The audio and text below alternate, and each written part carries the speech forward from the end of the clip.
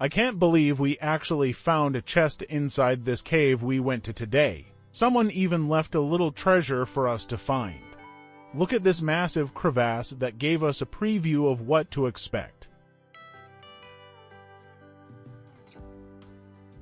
We were a bit nervous to travel down the very narrow cliff edge path that led to the cave, but once we reached it, we were so excited to explore.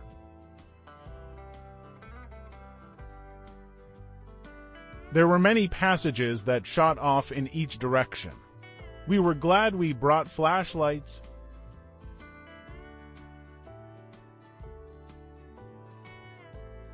Definitely worth revisiting it with better equipment.